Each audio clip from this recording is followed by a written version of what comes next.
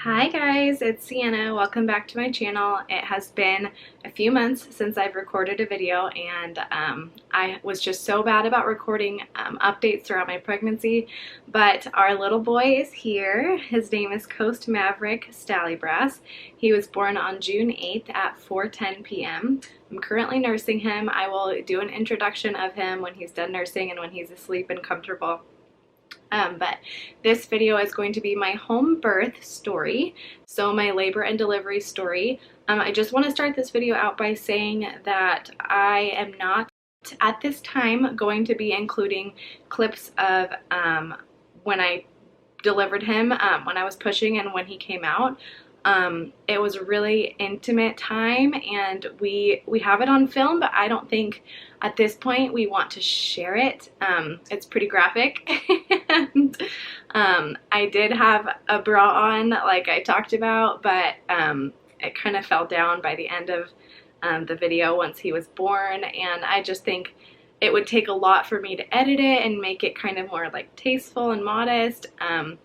And it almost takes away from the video when you do that, because if you cut everything out of it, then you don't get the full experience of it. And I don't know how to blur body parts when I edit videos, so as of now, I'm not going to share that that clip when he was born. And I'm really sorry, and I really wanted to. And at some point I might, when I can figure out a way to make it more tasteful and not so like revealing. But I think for now that video is just going to be for us, and something that we're not going to be sharing at this time. But I do have a few clips that we took throughout my labor, so I'll include those at some point throughout this video. So yeah, if you are only here because you want to see the clips of me in labor, then I'll include what time to fast forward to for those clips. But otherwise, this is my home birth story, and I have so much to say. I'm 8 days postpartum right now, and I have so much to talk about, but I really don't want this to be an hour-long video, so I'm just gonna try and get through it as fast as I can. Just a TMI warning, I have family that watch these videos, and obviously birth is really graphic. There's a lot of personal things, I guess, so if you don't want to hear about that stuff, then don't watch this video, because it is TMI. Birth is a lot, and there's a lot that happens with the woman's body when she gives birth, so if you don't want to hear the nitty-gritty details, then you don't need to watch this video, and that's okay. So I guess I'll just jump right into it. So Sunday, October, mom brain, Sunday, June 7th, around 8 or 9 o'clock, my husband and I had sex, and I was 38 weeks and 5 days pregnant at that time, and I had no signs of impending labor. And when I say that, I mean like I hadn't lost my mucus plug. The only thing I had going on was Braxton Hicks, and I know Braxton Hicks are pretty pointless. They're just like practice contractions. They don't do much. But I had been having, oh, too much milk? But I had been having Braxton Hicks for the week prior, and I got them all the time, like all day long and all night long. I would have Braxton Hicks contractions, and the difference for me between real contractions and Braxton Hicks contractions are Braxton Hicks for me were up high and kind of on the sides, whereas real contractions, like real true labor contractions, are down low. Low, like low in your uterus, where you would feel period cramping. That's where I feel my true contractions. So I know it can be different for every woman, but that for me was how I knew the difference between a real contraction and a fake contraction. And I always hoped those Braxton Hicks would turn into like real labor contractions, but they never did, and I had them all the time. And they're not painful or anything. They're just like uncomfortable. It almost feels like baby is like rolling into a ball, or like pushing on you and like pushing their butt out, and it's hard to explain, but they only lasted about 30 seconds, but I got them all the time. But besides that, I had no signs of impending labor. I thought I was going to be pregnant till I was 41 weeks. I didn't think I was ever going to have that baby. I was so like uncomfortable and just in my head about it, and I was like, I'm never going to have this baby. I'm going to be pregnant forever in the Arizona summer, and it's 115 degrees and I'm swollen and miserable. And I was, and I made it known that I was miserable. I was not a good sport. But I was constantly looking up if you can spontaneously go into labor without any signs leading up to it. And I just want to say, yes, you can, because I did. I had no signs leading up to labor.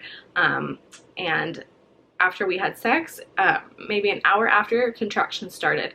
So my body was ready, and I think that sex just kind of was like the last little push that my body needed to get going and to get labor started. If your body is not ready, sex is not going to do anything. So sex is not harmful when you're pregnant, unless you're high risk or something like that. But sex alone is not going to put you into labor unless your body is ready to go into labor. So my body obviously was ready, and that kind of did it for us. So afterwards, I felt fine. I didn't feel any different. I didn't have any contractions or cramping or anything. And we laid in bed and we watched a show together, and I had two like good contractions that were real, down low, while we watched a show. So I probably had like 2 or 3 contractions in 1 hour. And I told Cameron, I was like, I've had 2 or 3 real contractions down low. And he was like joking around with me, and he's like, is tonight the night? And I'm like, no. Like, it's not gonna happen. So anyways, we laid down. I tried to go to bed. Cameron went and did his thing. He went and played video games, and I was gonna go to sleep. I took a sleeping pill. Like, that's how you know I did not think that I was gonna have a baby. I took a sleeping pill because I have the hardest time sleeping in my last trimester. So I was trying to go to bed and I couldn't, and I started having contractions that were kind of regular. So after a few contractions, maybe like 30 minutes, I shouldn't say a few. After several contractions, probably over like a 30 to 45 minute period, I grabbed Cameron and I said, can you lay in bed with me and time my contractions? And so he did, and they were like clockwork, 5 minutes apart, lasting a minute long. So after that went on for a while, I was like, well, let me take a bath. At this point, it's probably 11 o'clock, and I took a bath to see if they would go away, and I expected them to go away, and they didn't. They stayed consistent when I was in the bath. And if you've ever used a contraction timer, you know that it will tell you when you should go to the hospital. And this contraction timer told us 3 times over the course of like 30 minutes to go to the hospital. It was honestly so funny. We were laughing about it, and there was one point where I was like sitting on the toilet, like thinking I maybe had to go to the bathroom and that it wasn't contractions, but I was still timing them. And within the 7-minute period of contractions, the app told me to go to the hospital twice. And at that point, my contractions started picking up, and they were coming every like 2 minutes, 1 to 2 minutes, and they were lasting maybe 45 seconds long. So at that point, I was like, okay, maybe this is happening. So I told Cameron, and I wanted him to go to sleep. I wanted him to rest as much as he could. So he did, and he went to sleep. And I laid in bed, and I just tried to ignore them, and they just kept coming. So at that point, I got up and I started to get everything ready that we needed to go to my mom's, because we were having Coast at my mom's. So I started packing up the bag and getting everything ready that we needed to put in the car, all the towels, change of clothes, stuff for crew, that kind of thing. And at that point, I was pretty confident that it was happening. So we packed everything up, and I packed everything up, and Cameron woke up and he came out and he started helping me, and he said, is this it? And I said, I think so. So before we left, I said, I want to wait a little bit longer. I want things to get stronger before we go to my mom's. I was terrified of jumping the gun and waking crew up in the middle of the night and doing all of that work, calling the midwives, calling the doctor to come give me antibiotics because I needed penicillin for Group B strep. Doing all of that and then having it be nothing, that was my biggest fear, is wasting everyone's time and energy, including our own. So we waited a little bit longer. I took another bath. I called my midwife and told her what was going on, and I was on the phone with her for maybe 5 minutes, and I had probably 3 contractions in that time. So I was confident that I was in labor, but I could still talk through my contractions and they weren't unbearable or anything like that. So, you know, you just never know. You just never know. And I really doubted that I was in labor because I didn't have any bleeding. I hadn't lost my mucus plug. So it was really just these really frequent contractions that I was getting. And it was just so bizarre to me that I had no symptoms, or I guess signs of labor, until that point, and it just came out of nowhere. So my midwife asked me if I would go to the hospital if I was having a hospital birth, and I told her yes, and she said, okay, then maybe it's time. And I said, okay, I want you there, and we're gonna go to my mom's, and I will call you when I get there, and then you can come meet us there. So by the time we got to my mom's, it was probably 2 in the morning. Before we left, I was we were standing in the kitchen just finishing everything up before we woke up crew. And my contractions were coming every single minute, and they were getting intense quick. And I was shocked. I seriously, if we had stayed home and not gone to my mom's, I feel like I would have had the baby in a matter of hours, because things were just picking up so quickly. It was crazy. Just every minute I was like, I'm having another one, I'm having another one, I'm having another one, and I would have to stop and breathe through them. So anyways, we got in the car, Cameron got crew, and on the way to my mom's, I just started bawling, and I just like felt bad for crew. I felt bad that we had to wake him. I felt sad that it was like my last moment with crew, and I couldn't, you know, love on him. He was in the back seat trying to fall back asleep, and I just was feeling really hormonal and emotional in that moment. But the car ride there, my contractions got a lot slower. They started getting farther apart, so maybe every 5 minutes instead of every minute like they were at home. And then we got to my mom's. I got in the bath right away, and then within maybe 30 minutes the doctor got there, my midwives got there, and it was just a little bit chaotic. It wasn't my house, so I think it was just hard to know where to put crew and, you know, how to make everybody comfortable. But I'm in labor and I need to focus on myself, and my poor midwives were sitting on the bathroom floor like my whole labor. But I'm sure they're honestly used to that, but it just kind of made me feel like a little bit anxious or a little bit stressed that, you know, I wanted everyone to be comfortable, but I couldn't. And crew was asleep in my mom's bed, and I was in my mom's bathtub, so we couldn't make the bed. We couldn't get the bed ready for labor and labor and delivery, and it was just a lot. It was just a lot. So I got my IV, and, you know, within 30 minutes to an hour, my contractions were coming every 7 minutes, so they slowed down a lot. And at one point my mom came upstairs and she's like, are things getting intense? And I was like, no, things are slowing down, and I'm so terrified that I'm not in labor. I'm so terrified that this is false labor, and I don't know what's going on. I don't know if I'm in labor anymore. I'm still having contractions, but they're so far apart and they're not getting stronger. And I was like, I just don't know if this is it.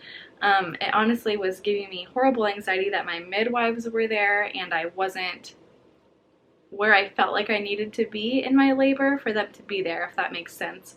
And it just started to make me feel kind of sick to my stomach. I started to have anxiety and kind of get in my head like I always do. And I was like, I just don't think I'm in labor. I just don't think I'm in labor. So I was like, what can I do to progress things? Should we go for a walk? You know, what should we do? I'm hooked up to this IV thing. So if we went for a walk around the neighborhood, first of all, it's 3 in the morning. I would have to walk with this, you know, like they do in the hospital when you have an IV. And I was like, I don't really want to walk around outside with this pole in my underwear at 3 in the morning. So ultimately I decided to go lay down on my mom's couch. So I went and laid down with her, and at this point it was probably 4. I don't know exact times, but I went and laid down on the couch with my mom, and Cameron went and took a little snooze with crew. So I probably laid on the couch for 2 hours. My midwives were still upstairs, and they were just kind of being flies on the wall, like, we're up here if you need us, and you rest.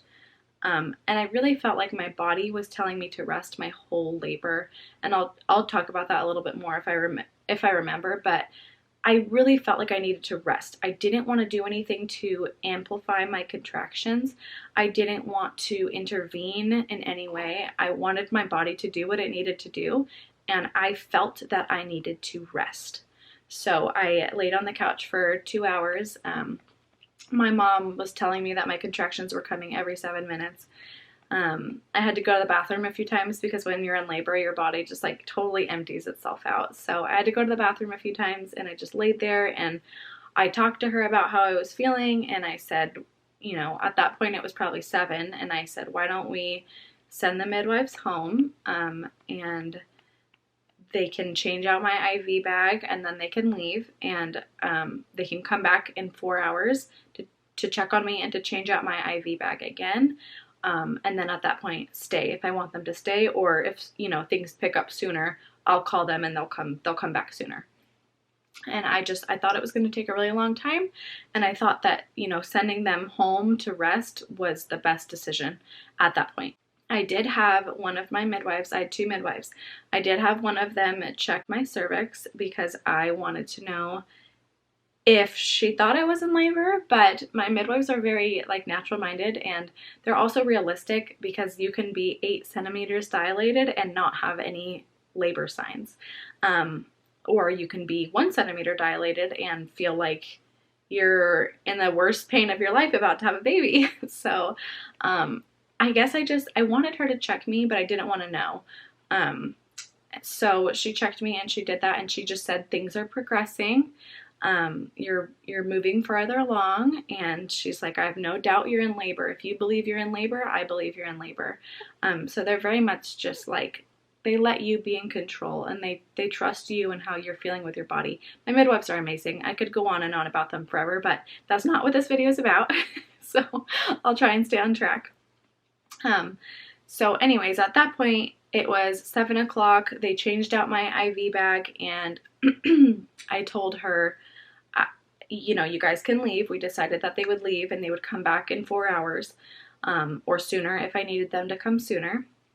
And I said, I want to know what I was dilated to. I just want to know. It's bothering me. It's kind of eating me away. And I just kept saying, I don't think I'm in labor. There's no way that I'm in labor because my contractions are so far apart. I really don't think there's any way I could be progressing, etc., etc. And so she told me that I was at a 4 and 100% E-face, and I was shocked because my mom was like, you're probably a 2, and I was like, you're probably a 1, like, or if anything. And so that like gave me some hope. I was really stoked after I heard that. I was shocked. I was like, okay, I probably am maybe in labor. I still was super doubtful, but I was like, at least my body is dilating. Even if it takes forever, it's slowly, you know, doing what it needs to do. And at that point, I had been in labor since 10 p.m. So what is that? That's 9 hours of labor. Granted, it was easy labor. It was not hard. It was not hard work. I was just breathing through my contractions each time I would get one. But I was shocked to hear that. I did not think I would be dilated at all. And so before she left, I had her check me again. So she checked me the first time at 6 a.m. and she checked me again at 7 a.m. and I was 5 centimeters. So I had dilated another centimeter within an hour. I was just completely blown away. I was so excited and so happy to hear that because I was just so doubtful that I was in labor. I just couldn't believe it. And I asked her before she left, I said, can I have contractions like 5 to 7 minutes apart my whole labor? Like, is that going to progress me to a 10 to where I could birth my baby? And she said, I have seen it before. And my labor went exactly like that. I had contractions about 5 minutes apart until he was born. which is a miracle. That is incredible that I got that much rest in between contractions, because, you know, normally when you're going through active labor, and especially like that transition phase, that last phase of labor, your contractions are coming hard and fast and frequent, like every minute to every other minute, and mine stayed consistently 5 to 7 minutes apart my entire labor. Even the last few contractions before he was born, I was getting like 4 or 5 minutes of rest in between them, in between pushes. And it's a miracle. I just couldn't believe it. I was very blessed, and I think God just gave me the labor that he knew that I needed. It was night and day from cruise. So anyways, the midwives left, and my mom made me some breakfast. I ate breakfast, and then I was like, I want to go upstairs. I want to be with Cameron. Crew woke up at that point, and I just wanted to go upstairs and be alone with my husband, and relax. So we went upstairs, and I took a bath, and at that point I was like, we need to do a little bit of a video. So I will insert those clips here, but I'll just talk about it really fast. So we took some video of me in the tub. I had a contraction in the video, you'll see it.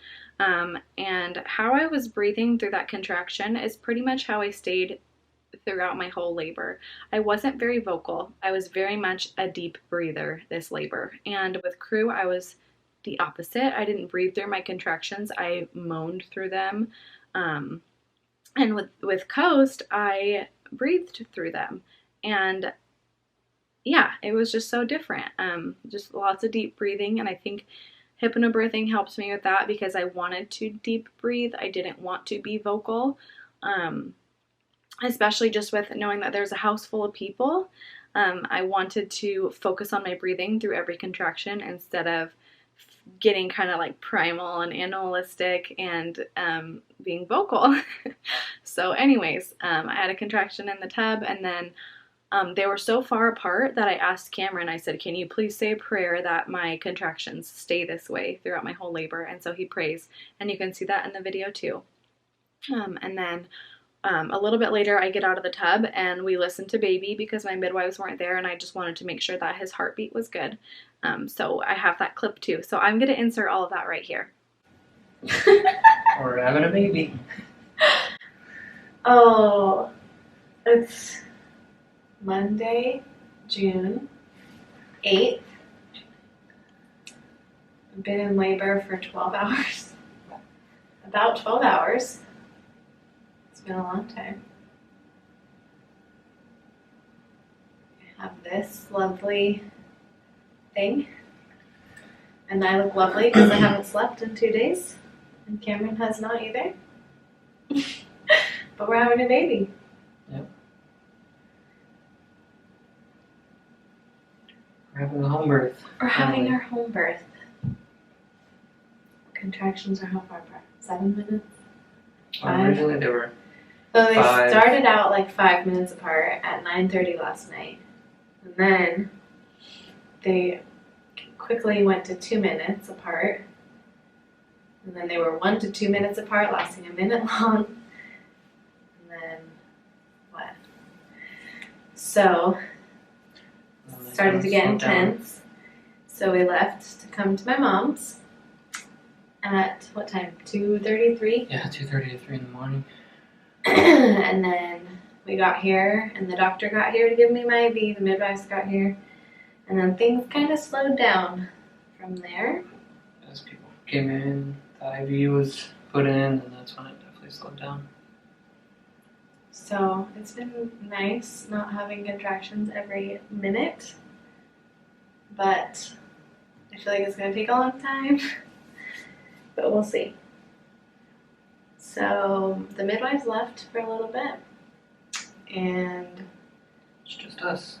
yeah, and I asked them to check me before they left, and I was 5 centimeters and 100% effaced.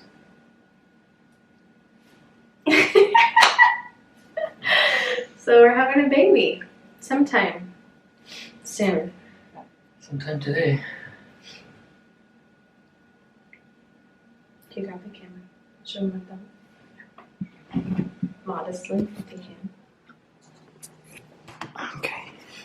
This will probably be the last bump shot. Can't see anything. Can you see my bump? Yeah. Okay. Last bump shot, probably of this baby boy.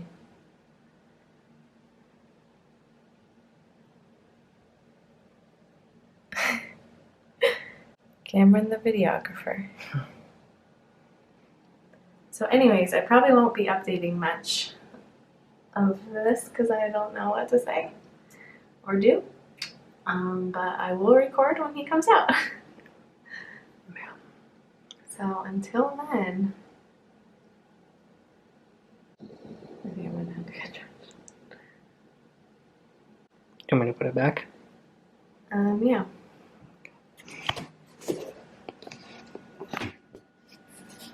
I feel like the water's like slowing them down. I just don't think you can feel them as much. The midwife said you only feel the peak when you're in the water. I can't tell them having one.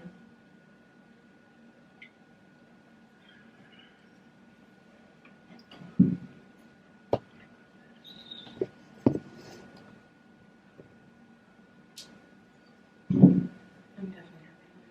Swim so bad though.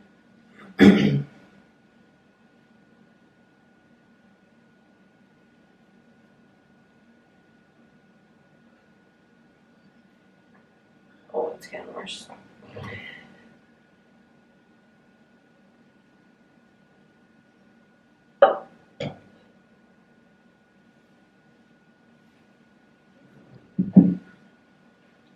Oh, this is a long one. It's still going up. Good. Feel good.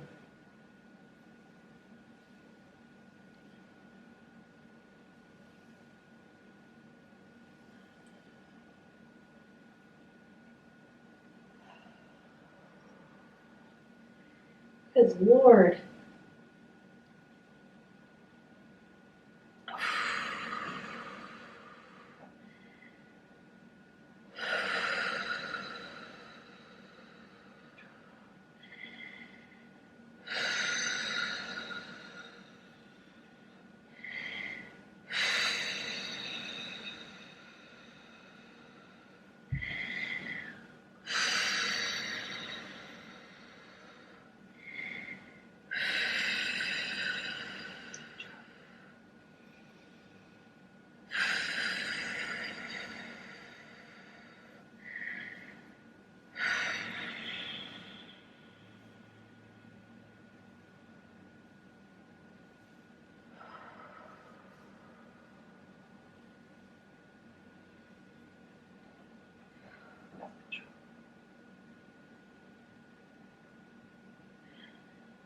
That was so long. That was a long one.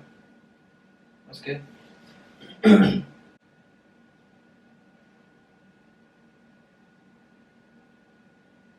you say a prayer that it will be like this until he's coming out? Huh? Can you say a prayer that it will be like this? Yeah. Oh, we're gonna pray. We're gonna pray. I forgot I was recording. Okay. Dear God, thank you for this beautiful day. We thank you for this time that we have together. We just pray that this day continues at this pace and that everything continues like it is, so that we can bring our new baby boy into this world beautifully and naturally. And we just pray for just comfort and relaxation when we can have it, and just ask that these contractions continue like this and our atmosphere continues to be like this for the rest of the day until he's ready to be here. And then we just pray for strength for Sienna. Pray that you'll give her lots of just mental strength and physical strength as she continues to bring her boy into this world. And watch over her and watch over her son. Keep them both healthy and strong, and be with them both. Guide them, and guide all of us that will be here and that are here. Help us be the most helpful that we can be in any aspect, and just help us be there for Sienna and Ghost. We give all glory to you, and we just thank you for this beautiful day, and just pray that our son comes to us today. In Jesus' name we pray. Amen. Thanks. I love you. Love you.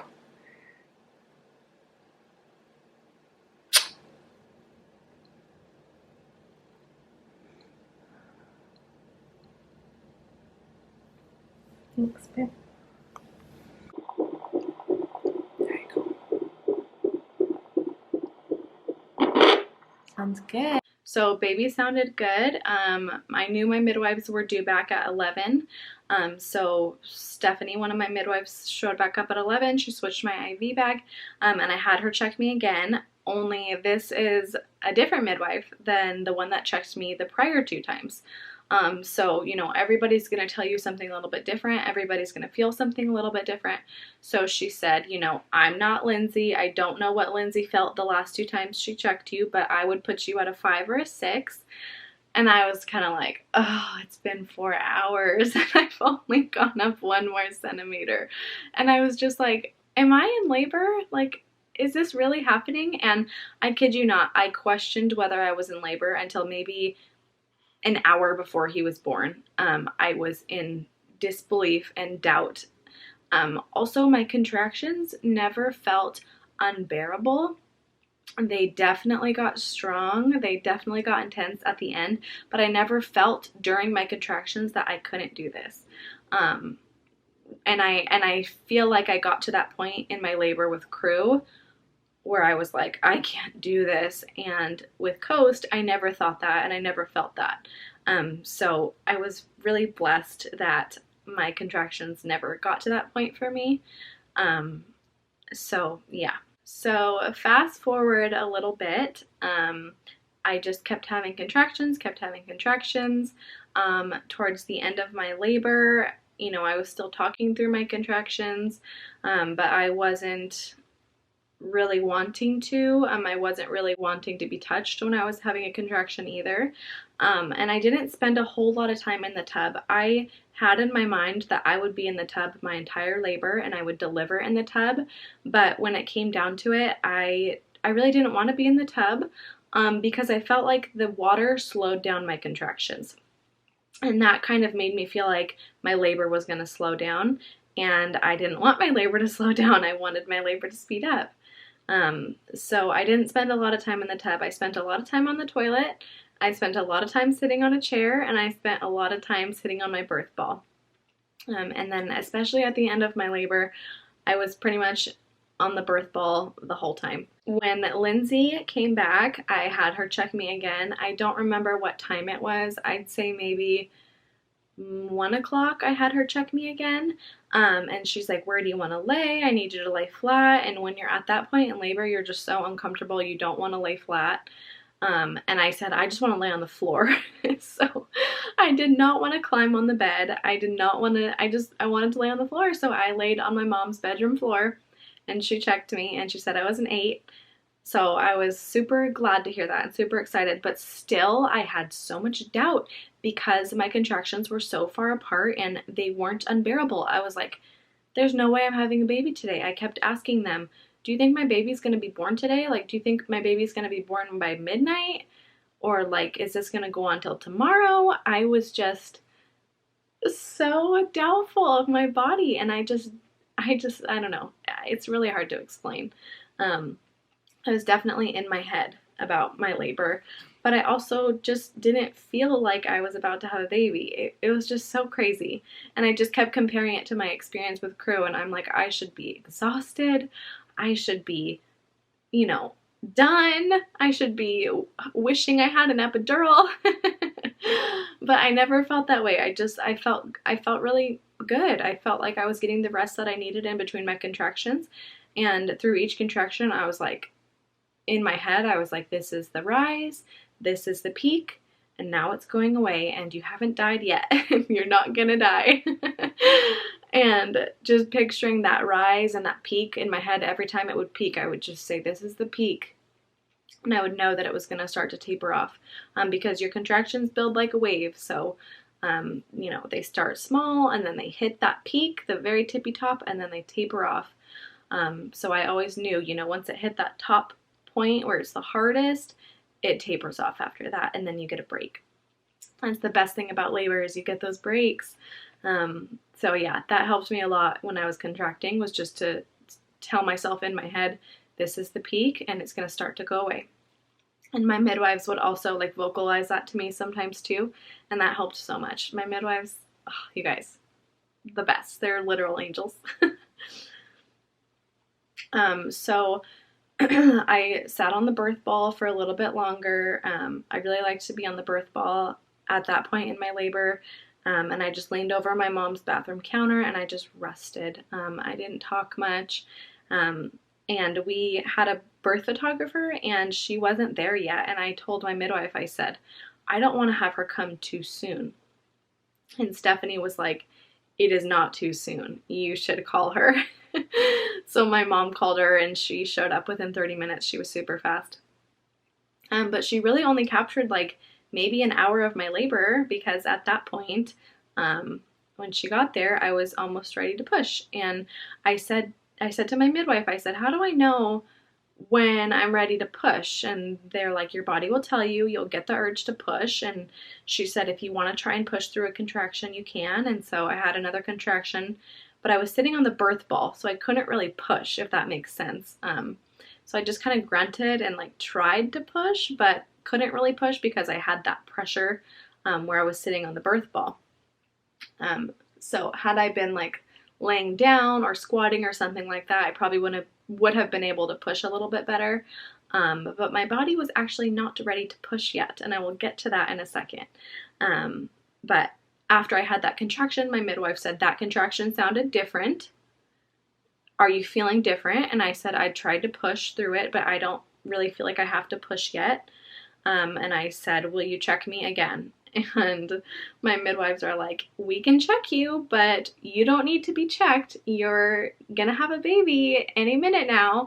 And I was like, I need to be checked. I just need to know, because what if I'm not a 10 and I don't want to push for nothing? Or what if I am a 10 and I know that I can welcome that feeling of pushing?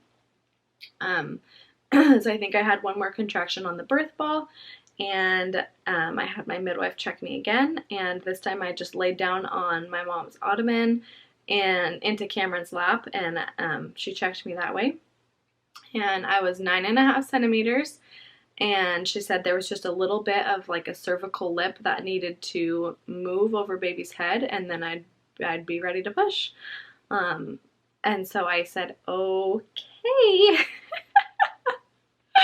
I just couldn't believe it. I think at this point I was still like kind of cracking jokes, and I was still like, are you sure I'm in labor? And I really couldn't believe it, because I still felt so good. I was tired. Don't get me wrong. I had been up for like 30 something hours, but I felt good. So I went and sat on my mom's chair in her bedroom, and I said, I think this is where I want to have my baby, on this chair. It's like a nice like reclining type of chair. I can't really explain it. And then she has this like round ottoman in front of it. And I said, I think this is where I want to have my baby. And I said, somebody go get my mom. Somebody that isn't my husband. I was like directing people. It's so funny to me that I was that coherent and that capable of having those conversations and like delegating those things, because my mom was downstairs with crew, and I knew that he was going to be born soon, and I wanted her there. So my mom came up, and I said, Mom, I'm at a 10 and I'm ready to push, so don't let anybody come in here, and please lock the door. And so she did that, and my next contraction after my mom got there, my water broke. And it was not a lot, it was just a tiny bit, but the feeling of when my water broke and he dropped down lower, like into my vaginal canal, it was, first of all, such a trip, such a weird feeling. It literally felt like like lightning crotch when you're pregnant. It feels like zaps of lightning when your baby moves their head. when they're down low, and I had lightning crotch a lot like the last month of my pregnancy, but this is like lightning crotch times 1,000. It was intense, and I was like, oh God, like what just happened? And when my contraction finished, I said my water broke. And I knew, I'm like, he's coming now, he has to be coming, and I have to be a 10 now because that was intense. I also forgot to mention that when she checked me the last time and I was 9.5 centimeters, she could like feel my bag of water bulging out, and so I'm sure she knew that it was going to break. And I knew that it was going to break before I started pushing. I did not think that it would break while I was pushing. I figured it would break and then I would need to push. So at that point, I was like leaning on my mom's ottoman with one fist, and like my other fist was on the chair, and I was like hovering above the ground, holding myself up with my fist. It was so uncomfortable. And my mom was like, maybe she should move because she looks so uncomfortable. And I was so uncomfortable. But at that point, I think my body was just, it was like a freight train going through my body. And I felt like I needed to just hold myself up like that. I didn't want to lean back on the chair. I didn't want to lean over the ottoman. I didn't want to lay down. I didn't want to move. And so I think my midwife asked me if I wanted to try going on my knees and leaning over the ottoman. And I said, I'll try that. I'll try going on my knees. And I'm so glad I did, because once I started pushing, I could kind of like lean back into it, like sitting on my knees, kind of just like squat my butt towards the floor and push. And then in between contractions, I could lean over the ottoman and just rest. I think it took maybe 4 or 5 contractions for him to come out. Pushing was hard as hell. There's no way to sugarcoat it. I had the best, most relaxing, pain-free labor that I could have had. It took like 10 to 15 minutes to get him out. So, you know, I had quite a bit of rest in between my contractions. So I probably only pushed like 3 or 4 contractions, but it was 15 minutes long. So I got the rest in between my contractions, if that makes sense. And then I would have those contractions and I would bear down and push him out. And I was very vocal throughout my pushing. I wasn't screaming bloody murder or anything like that. But twice I said, I can't do this. And I was so vocal. It was so hard. And women who have natural births, there's 2 types of women. There's the type of women that love to push because it gives them something to do instead of just sitting there and just getting through the contraction. It gives them something to do during a contraction, and some women love that, and some women hate it, and they say, I will take labor for days over pushing because it is so hard. It is crazy. I mean, it's like you have this baby high in your stomach, and within 15 minutes they're in your arms. It's such a trip, and it literally is like a freight train going through your body. So yeah, pushing was hard. Pushing was intense, and pushing was hard with crew, but I wasn't vocal while I pushed with crew, and I also pushed for so long with crew, 3 hours, whereas coast I pushed for 15 minutes, not even. And I could feel his head coming down, and it feels so crazy. It really feels like they're gonna come out your butt, and that's like the best way to describe it. It feels like they're gonna come out of your butt. So I have my midwife on one side of me, Cameron on the other, because Cameron was going to catch him, and Cameron did catch him and brought him up to me. And then I had my mom like across the ottoman holding my hand, and she was just cheering me on, and then she would like stand up when I would have a contraction, and she would come over and look to see if she could see him coming out. And when I first started pushing, I asked the midwife, can you see his head? And she said during a contraction. And then 2 contractions later, my midwife said, you're going to have a baby on your next contraction. And I 100% believed her. And it's so different from being in a hospital, because when you're in a hospital, they the nurses are like, if you want this baby out, you'll push their baby out on the next contraction and you still have 2 hours of pushing. And I was unmedicated with Crew and I was pushing the right way. It just took forever to get him out. So that's extremely discouraging when they do that and they say, you know, if you want to meet your baby, you'll push him out on the next contraction, or he's almost here, push him out on the next contraction, push harder, harder, harder. And they're still so high up in your vaginal canal and you still have hours to go. That is wrong in my opinion, and I was so grateful that my midwives did not do that. And I trusted my midwives with my life and my baby's life, and when she told me, you're gonna have your baby on your next contraction, I believed her. At one point in my pushing, I reached down to see if I could feel his head, and I couldn't feel his head coming out or anything. And I think 2 contractions later, he was born. So that just tells you how fast it can go. I was in total disbelief. I thought I was going to have to do that forever, and I'm so glad that I didn't, because it is hard work pushing your baby out. You know, you go from not being able to see your baby to holding your baby so quick, and it's just such an incredible thing. It's amazing how the female body works, and it's amazing how different it is your second time around than it was your first. So I could feel his head coming out. I feel like I felt the ring of fire, but it wasn't unbearable or like the worst thing ever. I still was able to continue pushing and pushing him down and pushing him out. And my midwife was like, push until you feel your baby slip out. You're gonna have your baby. So his whole head came out, and I could feel when his head came out, because it's like a feeling of relief, but you know you're not done yet.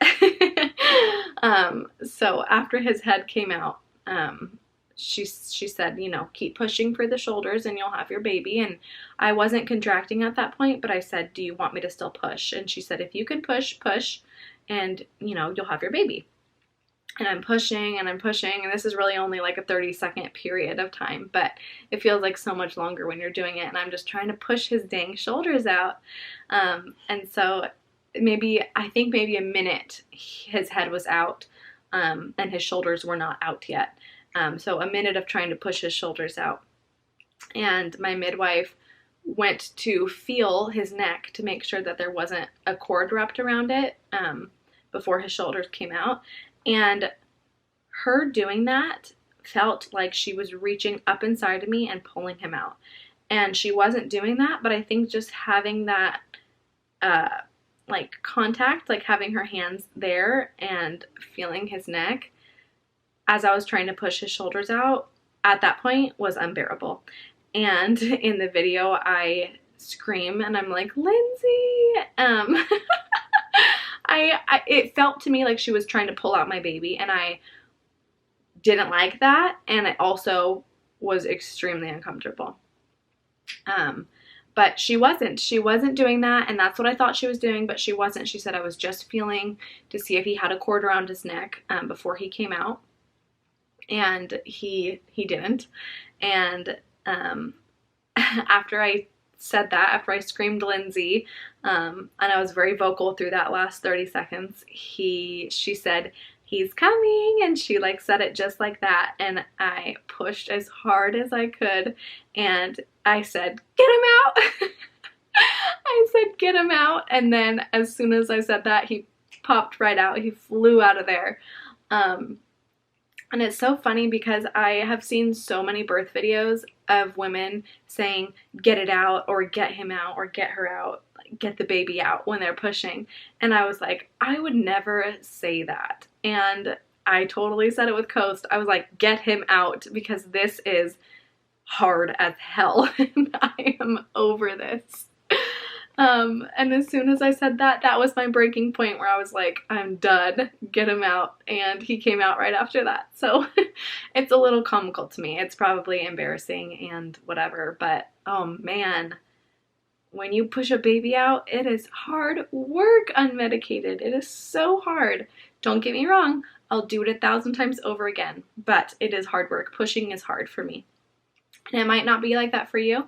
It's not like that for every woman, but for me, pushing is my least favorite part.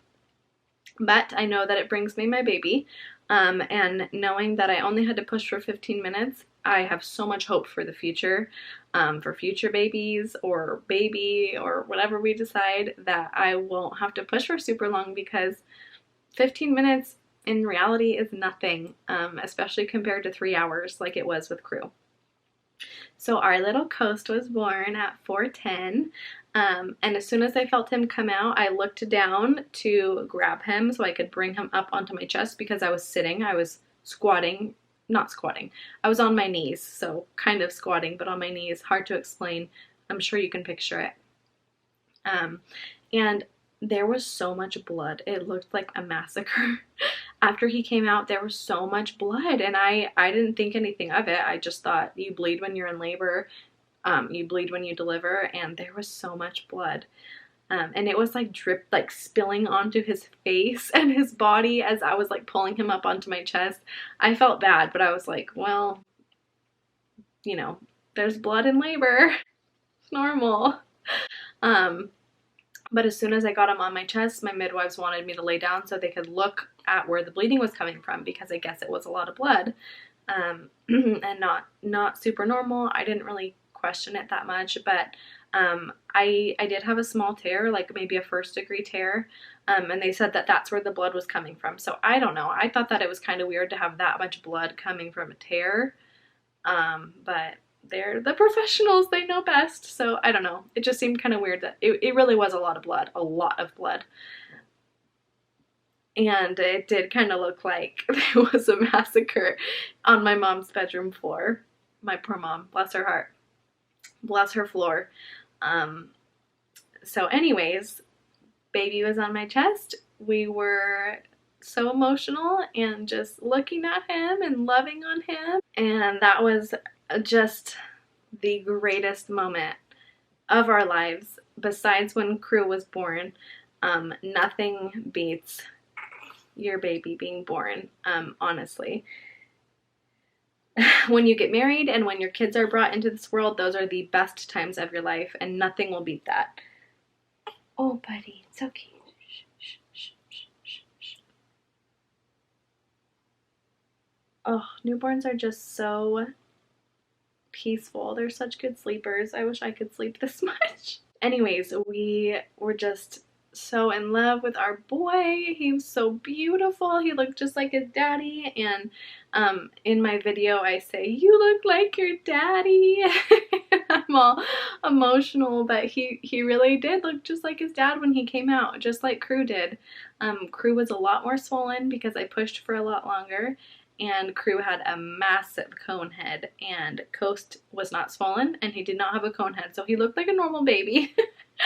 And he looked just like his dad and his brother, and it just melted my heart. That was the greatest moment of my life, besides when Crew was born. Was just welcoming him into my arms and at home, and knowing that my dream home birth happened and came true. And Cameron just kept saying, good job, Mama, good job, Mama. And he thanked me, and it was just, oh, the greatest moment, you guys. The greatest moment. And I had a little trouble with my placenta, so my placenta came out, but like the outer sac of my placenta, like the membranes, was stuck inside me, like stuck to the wall of my uterus, and it probably took 45 minutes to get it out, and that was the worst. I would rather push Coast out again than do that, because it just sucked. It just was uncomfortable. It took a long time. I was super crampy. I would have to push through my contractions to get this remaining placenta out of me. It was so weird, and my midwives said that they had never seen anything like it. So I'm just 1 in a million, you guys. I just have complications through my pregnancy and after my delivery, and I'm just 1 in a million. But it ended up being fine, and you know, it finally came out all the way, and that was crazy, because I was like, I just kept looking at my mom, and I'm like, what the F? Because I can't see what they're doing. I can't see what's going on. I can only hear what they're explaining to me. And I was just like, what is happening? Why is this taking so long? I didn't know if my placenta was out or still in. I didn't know what was going on. And I have a picture of of my placenta and that like outer membranes, and it's seriously like like 2 feet long what was stuck in me, and it was the worst. Let me just say that is not normal, and I'm really grateful for my midwives, because had I been in the hospital, I don't know, maybe it would have been handled differently. Maybe it would have been like a big deal or like a big complication, but my midwives were so calm, and they're like, everything's fine, it's just taking a little while to come out, and it was totally fine. So I got to hold Coast for like 45 minutes, and then at that point I asked them to cut the cord because I really wanted to get on the bed. I did not want to stay on the floor. Cameron cut the cord and he took Coast and did some skin to skin while I, got up and got in the bed. And then from there, the rest is history. Everybody was so sweet and so encouraging throughout my whole labor. Nobody ever doubted me, and I owe it all to my midwives. They were so incredible, and they love me and they care for me, and they just took such good care of me my whole pregnancy and my labor. I feel like I don't deserve the experience that I had, because I never thought that I would have that experience.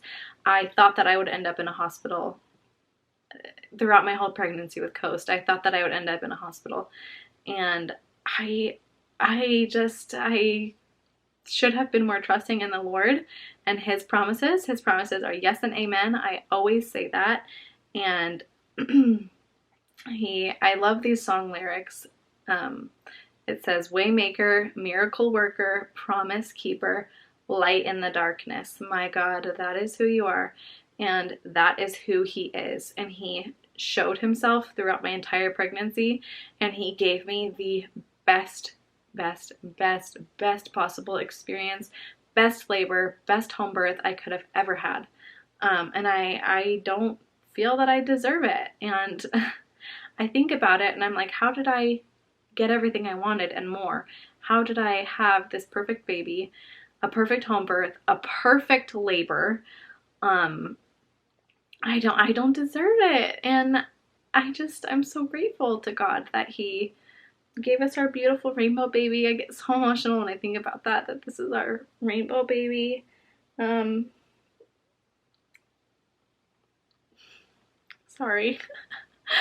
I'm emotional, I'm hormonal.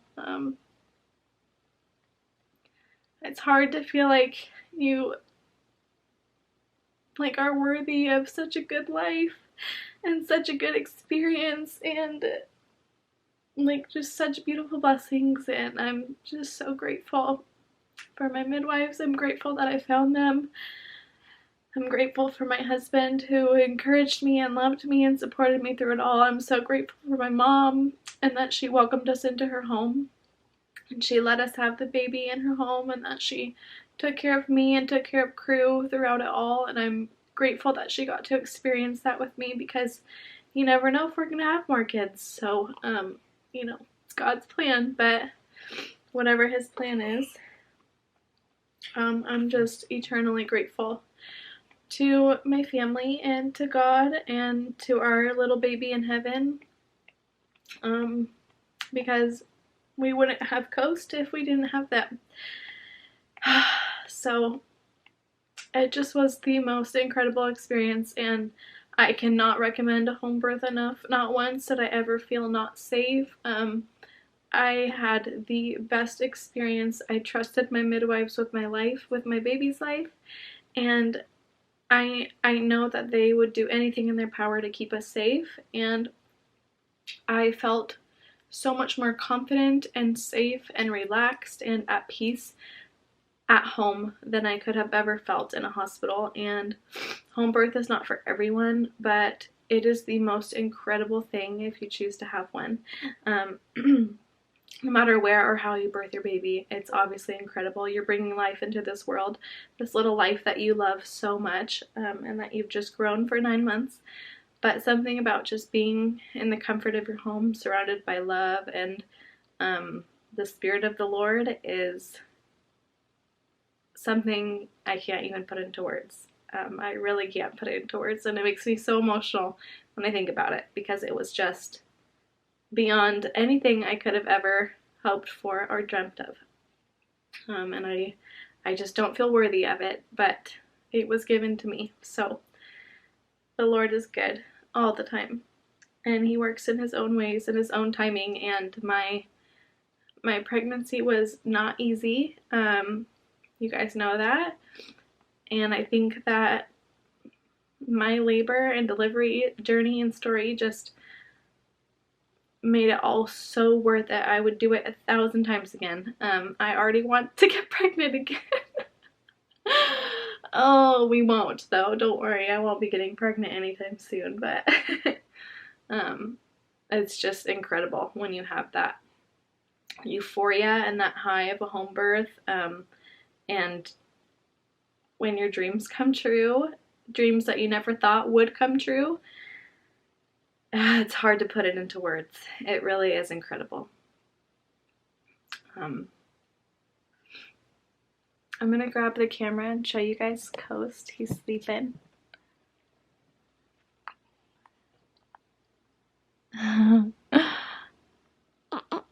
Oh, Squeaky.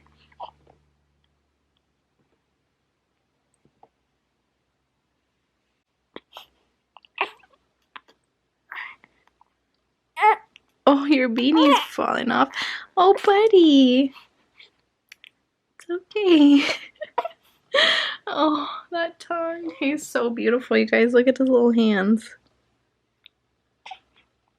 Little hands. Oh, he is perfect in every way, shape, and form. Perfect. What's the matter? He's only a week old, but he is already very much addicted to the boob. Just like his brother was. So I just have booby boys.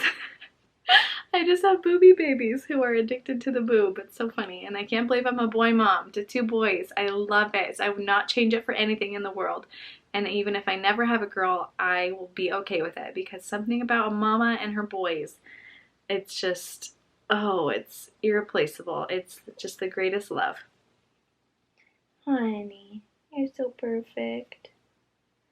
Coast was 7 pounds 8 ounces, and Crew was 7 pounds 10 ounces. So my midwife was like, "That's just the size of your babies. You just have babies 7.5-ish to 8 pounds." And it was really, really nice that I had him when I did. I was 38 weeks and 6 days when he was born, and I was so grateful for that, because I wanted to go early so bad. I did not want to be pregnant until 41, 42 weeks, and I was convinced that I would be. And it all worked out so perfectly and so beautifully in God's timing, and I can just not say enough good things about my home birth and my labor and delivery story. So if you guys have any questions, please feel free to reach out to me. I am an open book about this stuff. I would love to talk about it with you.